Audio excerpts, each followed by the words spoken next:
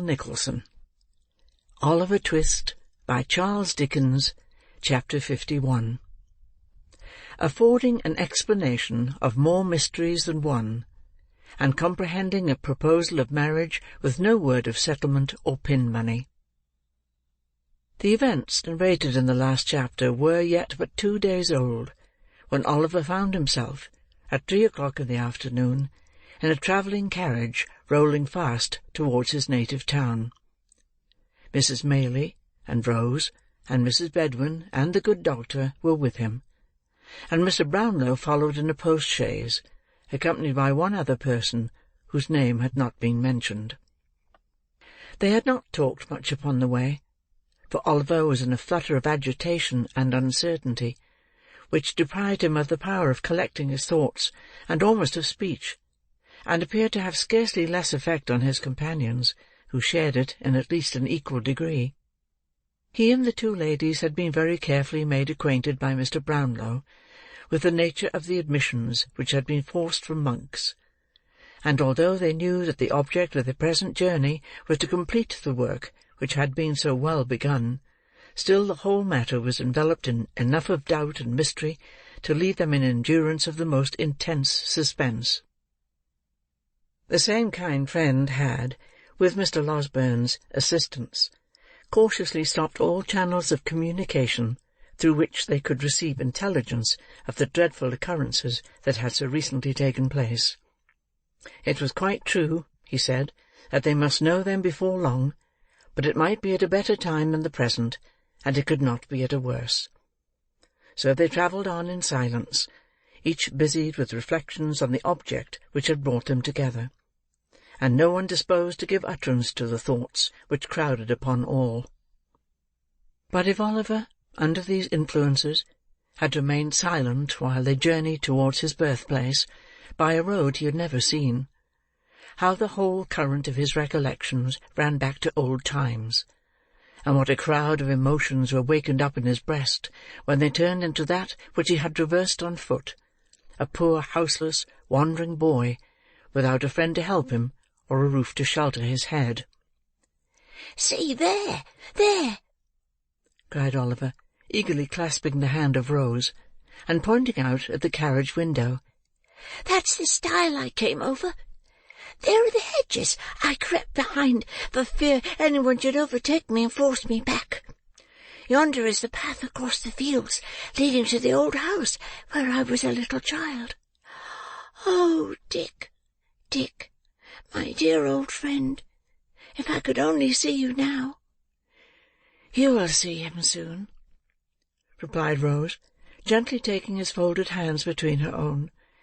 "You shall tell him how happy you are, and how rich you have grown, and that in all your happiness you have none so great as the coming back to make him happy too." "Yes, yes," said Oliver, "and we'll take him away from here, and have him clothed and taught, and send him to some quiet country place where he may grow strong and well, shall we?" Rose nodded. Yes, for the boy was smiling through such happy tears that he could not speak. "You will be kind and good to him, for you are to everyone," said Oliver. "It will make you cry, I know, to hear what he can tell. But never mind, never mind. It will be all over, and you will smile again. I know that, too. To think how changed he is. You did the same with me. He said, 'God bless you,' to me when I ran away," cried the boy with a burst of affectionate emotion. "And I will say, 'God bless you,' now, and show him how I love him for it."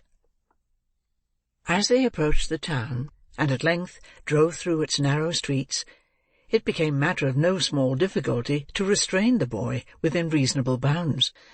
There was Sowerberry's, the undertaker's, just as it used to be, only smaller and less imposing in appearance than he remembered it. There were all the well-known shops and houses, with almost every one of which he had some slight incident connected.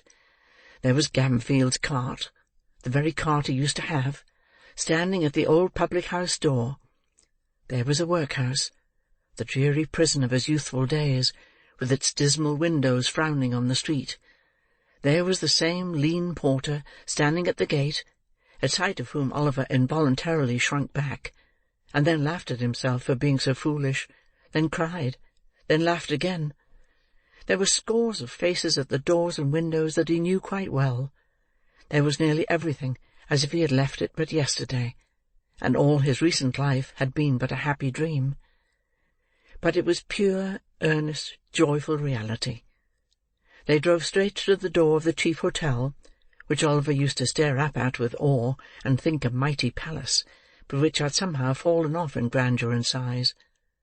And here was Mr. Grimwig, all ready to receive them, kissing the young lady, and the old one too, when they got out of the coach, as if he were the grandfather of the whole party, all smiles and kindness, and not offering to eat his head. No, not once. Not even when he contradicted a very old post-boy about the nearest road to London, and maintained he knew it best, though he had only come that way once, and that time fast asleep. There was dinner prepared, and there were bedrooms ready, and everything was arranged as if by magic. Notwithstanding all this, when the hurry of the first half-hour was over, the same silence and constraint prevailed that had marked their journey down. Mr. Brownlow did not join them at dinner, but remained in a separate room. The two other gentlemen hurried in and out with anxious faces, and, during the short intervals when they were present, conversed apart. Once Mrs. Maylie was called away, and after being absent for nearly an hour, returned with eyes swollen with weeping. All these things made Rose and Oliver, who were not in any new secrets, nervous and uncomfortable. They sat wondering in silence, or, if they exchanged a few words, spoke in whispers, as if they were afraid to hear the sound of their own voices. At length, when 9 o'clock had come, and they began to think they were to hear no more that night, Mr. Losberne and Mr. Grimwig entered the room, followed by Mr. Brownlow, and a man whom Oliver almost shrieked with surprise to see, for they told him it was his brother, and it was the same man he had met at the market-town, and seen looking in with Fagin at the window of his little room. Monks cast a look of hate, which even then he could not dissemble, at the astonished boy, and sat down near the door.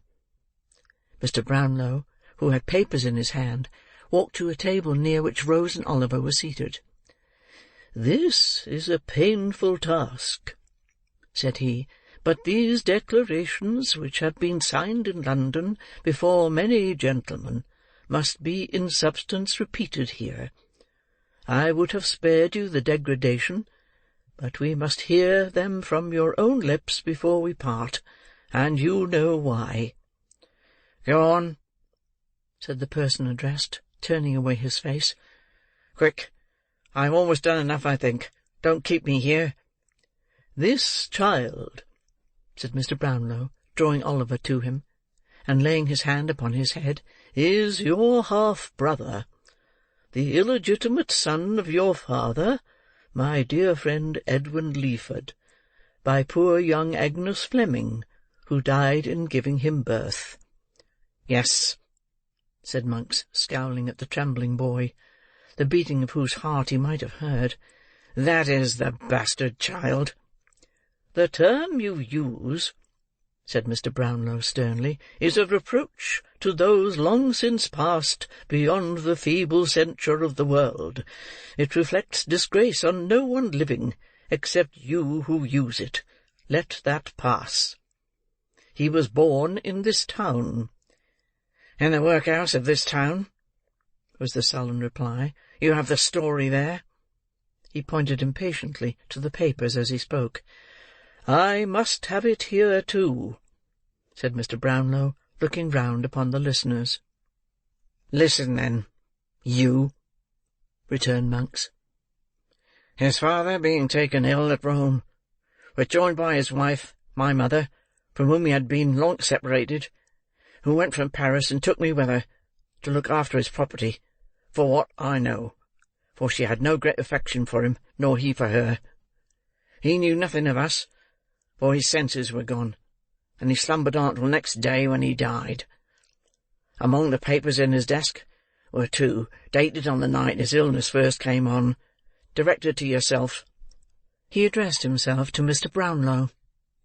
"And enclosed in a few short lines to you, with an intimation on the cover of the package that it was not to be forwarded till after he was dead. One of these papers was a letter to this girl Agnes, the other a will." "What of the letter?" asked Mr. Brownlow. "The letter? A sheet of paper crossed and crossed again, with a penitent confession and prayers to God to help her. He had palmed a tale on the girl that some secret mystery, to be explained one day, prevented his marriage to her just then, and so she had gone on, trusting patiently to him, until she trusted too far, and lost what none could ever give her back. She was at that time within a few months of her confinement. He told her all he had meant to do to hide her shame if he had lived, and prayed her, if he died, not to curse his memory, or think the consequences of their sin would be visited on her or their young child, for all the guilt was his. He reminded her of the day he had given her the little locket, and the ring with the Christian name engraved upon it, and a blank left for that which he hoped one day to have bestowed upon her, prayed her yet to keep it, and wear it next to her heart, as she had done before, and then ran on wildly in the same words over and over again, as if he had gone distracted. I believe he had." "The will?" said Mr. Brownlow, as Oliver's tears fell fast. Monks was silent. "The will," said Mr. Brownlow, speaking for him, "was in the same spirit as the letter. He talked of miseries which his wife had brought upon him, of the rebellious disposition, vice, malice, and premature bad passions of you, his only son, who had been trained to hate him, and left you and your mother each an annuity of £800. The bulk of his property he divided into 2 equal portions, one for Agnes Fleming, and the other for their child, if it should be born alive, and ever come of age. If it were a girl, it was to inherit the money unconditionally; but if a boy, only on the stipulation that in his minority he should never have stained his name with any public act of dishonour, meanness, cowardice, or wrong. He did this, he said, to mark his confidence in the other, and his conviction, only strengthened by approaching death, that the child would share her gentle heart and noble nature. If he were disappointed in this expectation, then the money was to come to you, for then, and not till then, when both children were equal, would he recognize your prior claim upon his purse, who had none upon his heart, but had, from an infant, repulsed him with coldness and aversion." "My mother," said Monks in a louder tone, "did what a woman should have done. She burnt this will. The letter never reached its destination, but that and the other proofs she kept, in case they ever tried to lie away the blot. The girl's father had the truth from her, with every aggravation of her violent hate. I love her for it, now. Could have had. Goaded by shame and dishonour, he fled with his children into a remote corner of Wales, changing his very name that his friends might never know of his retreat, and here, no great while afterwards, he was found dead in his bed. The girl had left her home in secret some weeks before. He had searched for her, on foot, in every town and village near. It was on the night when he returned home, assured that she had destroyed herself to hide her shame and his, that his old heart broke." There was a short silence here, until Mr. Brownlow took up the thread of the narrative. "Years after this," he said, "this man's, Edward Leeford's, mother came to me. He had left her when only 18, robbed her of her jewels and money, gambled, squandered, forged, and fled to London, where for 2 years he had associated with the lowest outcasts. She was sinking under a painful and incurable disease, and wished to recover him before she died. Inquiries were set on foot, and strict searches made. They were unavailing for a long time, but ultimately successful, and he went back with her to France. "There she died," said Monks, "after a lingering illness, and on her death-bed she bequeathed these secrets to me, together with her unquenchable and deadly hatred of all whom they involved, though she need not have left me that, for I had inherited long before. She would not believe that the girl had destroyed herself, and the child too, but was filled with the impression that a male child had been born, and was alive. I swore to her, if ever it crossed my path, to hunt it down, never to let it rest, to pursue it with the bitterest and most unrelenting animosity, to vent upon it the hatred that I deeply felt, and to spit upon the empty vaunt of that insulting will, by dragging it, if I could, to the very gallows foot. She was right. He came in my way at last. I began well, and but for babbling drabs, I would have finished as I began." As the villain folded his arms tight together, and muttered curses on himself in the impotence of baffled malice, Mr. Brownlow turned to the terrified group beside him, and explained that the Jew, who had been his old accomplice and confidant, had a large reward for keeping Oliver ensnared, of which some part was to be given up in the event of his being rescued, and that a dispute on his head had led to their visit to the country house for the purpose of identifying him. "The locket and ring?" said Mr. Brownlow, turning to Monks. "I bought them from the man and woman I told you of, who stole them from the nurse, who stole them from the corpse," answered Monks without raising his eyes. "You know what became of them." Mr. Brownlow merely nodded to Mr. Grimwig, who, disappearing with great alacrity, shortly returned, pushing in Mrs. Bumble, and dragging her unwilling consort after him. "Do my eyes deceive me?" cried Mr. Bumble, with ill-feigned enthusiasm. "Or is that little Oliver? Oh, Oliver, if you knowed how I've been a-grieving for you." "Hold your tongue, fool," murmured Mrs. Bumble. "Isn't nature, Mrs. Bumble?" remonstrated the workhouse master. "Can't I be supposed to feel I has brought him up parochially, when I see him a-setting here among ladies and gentlemen of the very affablest description? I always loved that boy as if he'd been my own grandfather," said Mr. Bumble, halting for an appropriate comparison. "Master Oliver, my dear, you remember the blessed gentleman in the white waistcoat? Ah, he went to heaven last week in an oak coffin with plate handles, Oliver." "Come, sir," said Mr. Grimwig tartly, "suppress your feelings." "I will do my endeavours, sir," replied Mr. Bumble. "How do you do, sir? I hope you are very well." This salutation was addressed to Mr. Brownlow, who had stepped up to within a short distance of the respectable couple. He inquired, as he pointed to Monks, "Do you know that person?" "No," replied Mrs. Bumble flatly. "Perhaps you don't," said Mr. Brownlow, addressing her spouse. "I never saw him in all my life," said Mr. Bumble. "Nor sold him anything, perhaps?" "No," replied Mrs. Bumble. "You never had, perhaps, a certain gold locket and ring?" said Mr. Brownlow. "Certainly not," replied the matron. "Why are we brought here, to answer to such nonsense as this?" Again Mr. Brownlow nodded to Mr. Grimwig, and again that gentleman limped away with extraordinary readiness. But not again did he return with the stout man and wife, for this time he led in two palsied women, who shook and tottered as they walked.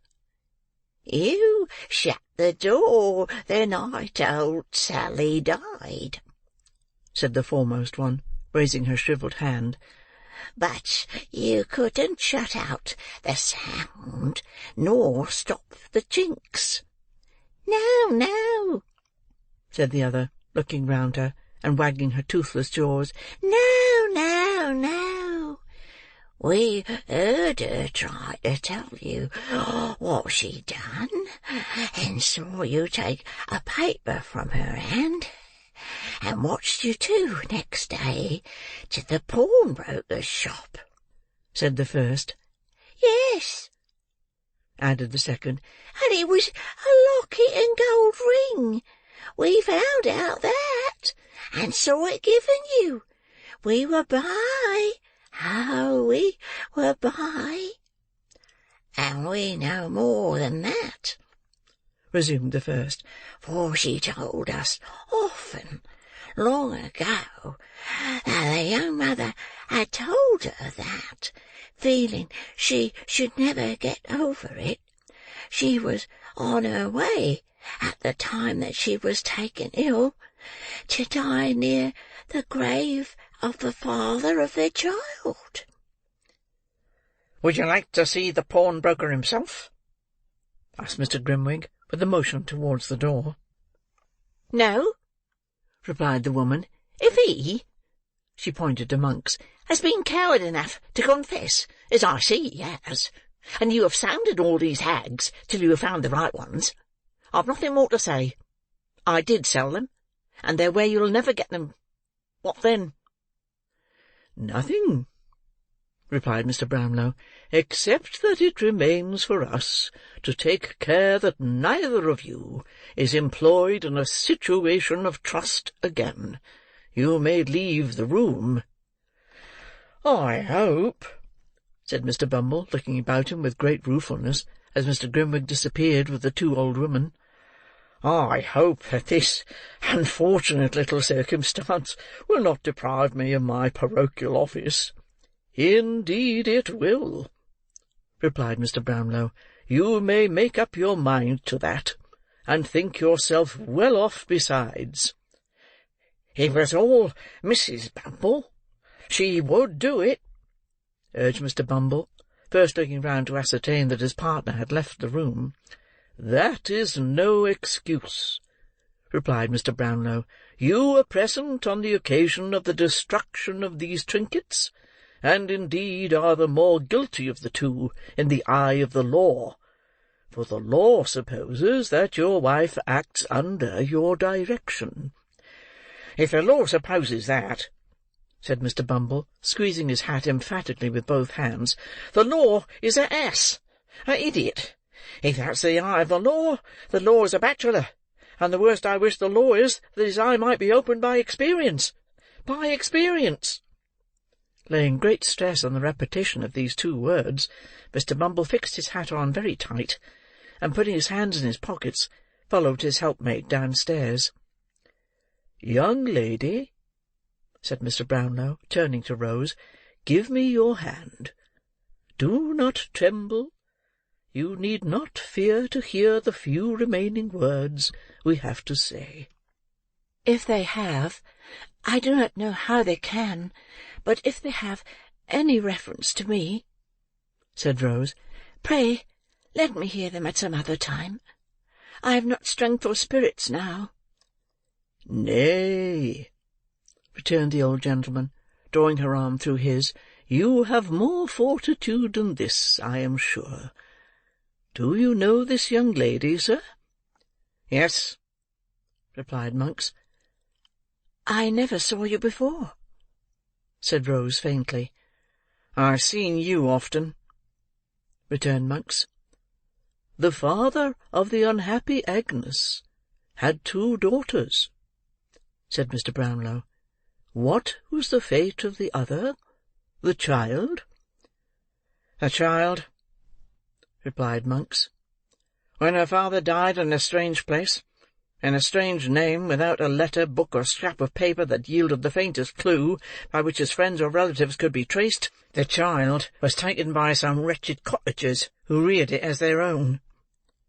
"Go on," said Mr. Brownlow, signing to Mrs. Maylie to approach. "Go on."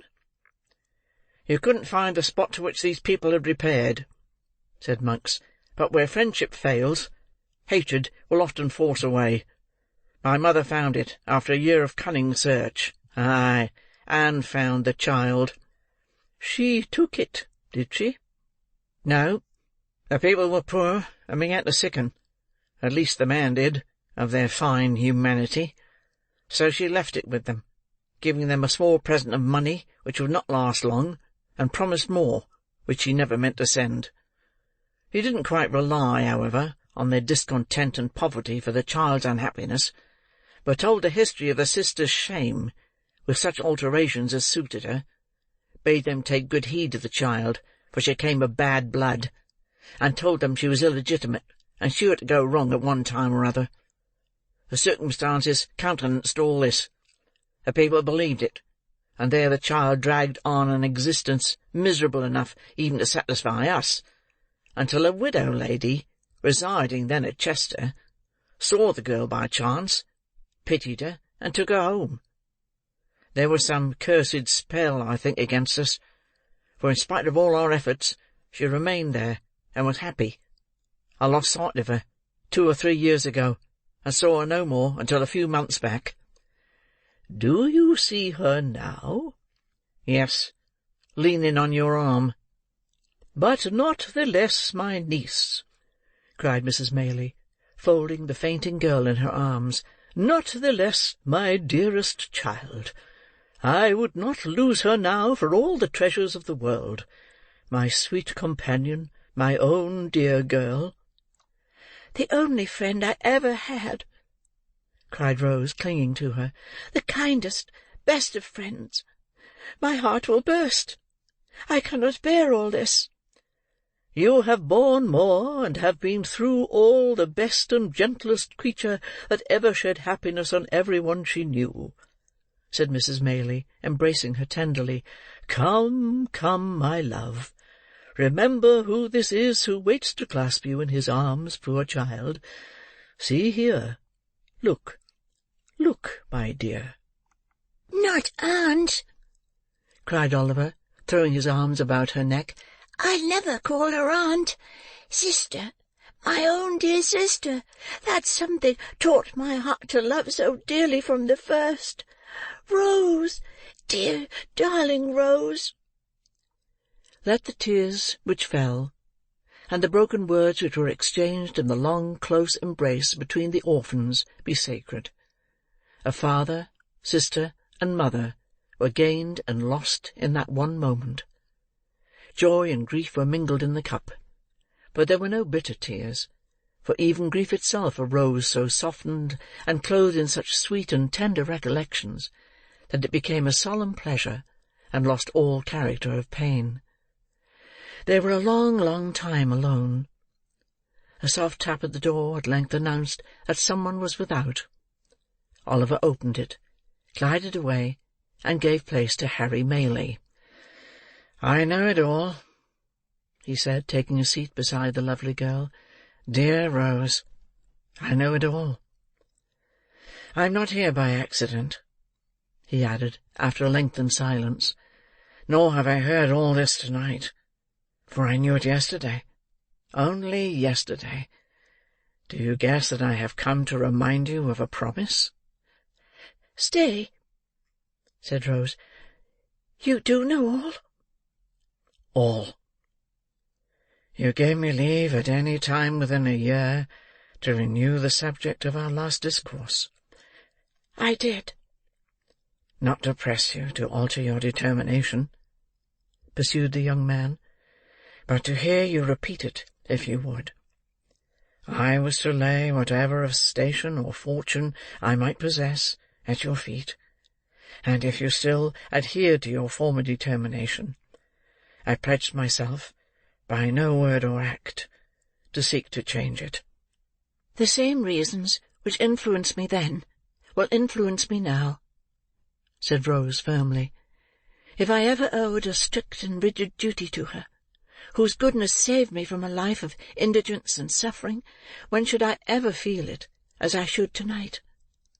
It is a struggle," said Rose, "but one I am proud to make. It is a pang, but one my heart shall bear." "The disclosure of to-night," Harry began. "The disclosure of to-night," replied Rose softly, "leaves me in the same position, with reference to you, as that in which I stood before." "You harden your heart against me, Rose?" urged her lover. "Oh, Harry, Harry!" said the young lady, bursting into tears. "I wish I could, and spare myself this pain." "Then why inflict it on yourself?" said Harry, taking her hand. "Think, dear Rose, think what you have heard to-night." "And what I have heard? What have I heard?" cried Rose. "That a sense of his deep disgrace so worked upon my own father that he shunned all. There, we have said enough, Harry. We have said enough." "Not yet, not yet," said the young man, detaining her as she rose.